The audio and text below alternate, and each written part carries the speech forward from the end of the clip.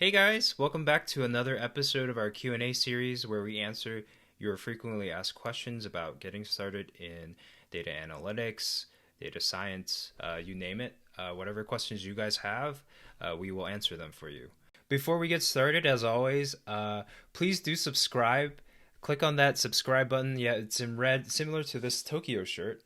Just click on subscribe so that you don't miss out on any future alerts from us.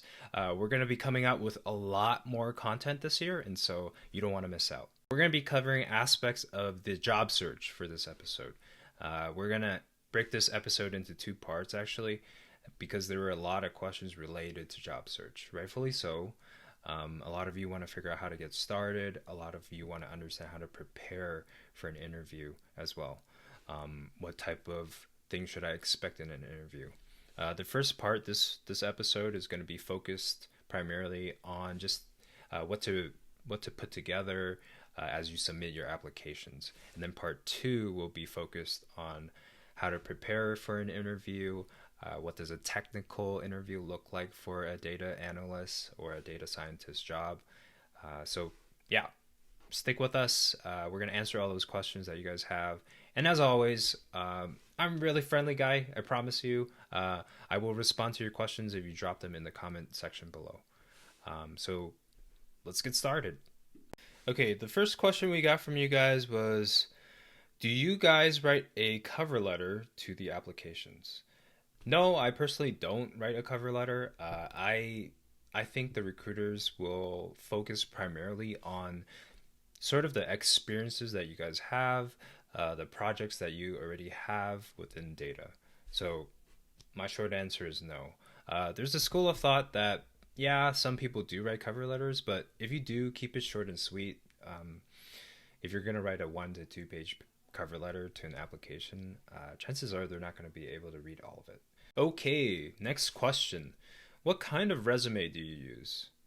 My advice here with resumes is to use a resume or create a resume by using an existing resume template. You can find resume templates on Canva. I'm sure there are other websites that offer you really aesthetically pleasing resume templates. And the reason why you should do that is because recruiters look through hundreds, thousands of applications each and every single day for different positions, right? If you apply to a BI analyst role or data analyst role, there's going to be hundreds of people applying to that same position. And so you need to really find a resume that really stands out. So an eye test is ask your friends, ask your parents, ask someone you trust, and just say, hey, would you hire this person? Would you even give them a chance or give them a call? And if their answer is no, you need to find a new resume template. Okay, next question. Should my resume be in chronological order or should it be skill based? Okay, so I think what this person is asking is should they put their most recent experience at the very top of their resume or should it be skills based? Should it be based on the recent data skills that they've acquired, like Python, SQL? That's a really good question, right? Because if you're transitioning, I think this question is for those that are transitioning into the field.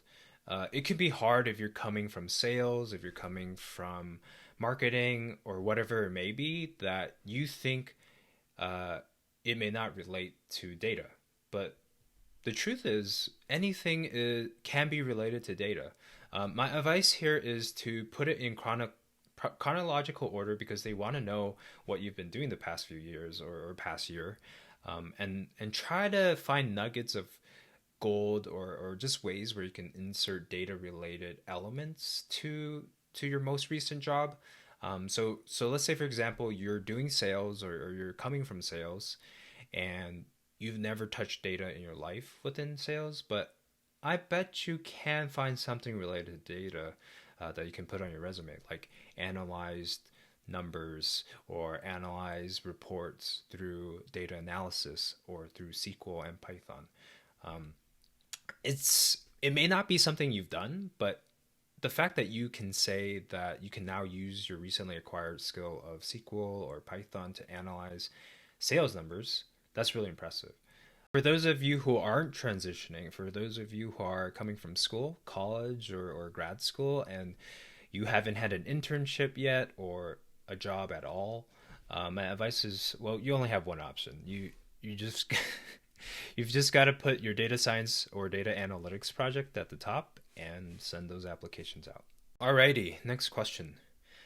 If you are looking for a data analytics intern, what are some of the aspects you would consider when you decide to hire him or her? Okay, so what are some characteristics that I weigh heavily when I'm deciding to hire someone? Yeah, this could be for an intern, this could be for a full-time person. Um, Generally, I look for the same things in both. For an intern, obviously, it's not as harsh. Full-time person needs to be more polished, right? So some of the questions I want to ask them just to gauge if this is the right person is, are they a curious person? Do they like data in their personal life? Like how, in what ways do they use data? Are they shopaholics and they track their spending across the past few months to kind of fix those habits, so to speak? Like how are they using data to better their own lives? That's something I think about. Um, oh, here's a big one. Are they problem solvers? Like, can they think logically through a problem, make sense of it, and then use data to kind of solve it and recommend a solution to stakeholders? That's something that I look for. Another thing I think about when I'm hiring an intern or full time folk is, are they persistent? So if I'm giving a technical exam to the intern or full time person, if they don't understand the answer, and that's totally fine when I'm interviewing someone, right? Like I'm actually a very nice interviewer, and for me, I want to know if there's someone who's persistent, if they're willing to ask me questions to clarify the problem, if they're willing to just kind of keep going. If there's someone who gives up easily, or they say I don't know, and um, they seem like they don't want to try anymore, for me, that's a red flag. And so, as you guys are preparing for interviews, uh, be very curious, be very um, persistent with looking for the answers, because data is a field that is going to evolve consistently, constantly improving technologies and having additional software. And so, those are some of the characteristics I look for. Next question. I've seen a volunteer position requiring 2 years of current experience. Huh? What? Bro, what are you talking about, man? Any tips on starting as a data analyst? Okay, you saw my reaction there, right? 2 years for a volunteer position? That's I don't understand that. I think maybe they're looking for someone who's really experienced in the field to volunteer for them, but geez, I think if you're volunteering for a place, if you have the basic Microsoft Excel, Python, SQL skills, like, dude, you should be able to help them in some shape or form already, right? Like, why do you need 2 years? Look for, if you see something like that, I recommend looking for a different posting or opening. If you really want to volunteer, like, they should be happy to have you. 2 years of experience, that's kind of insane to me.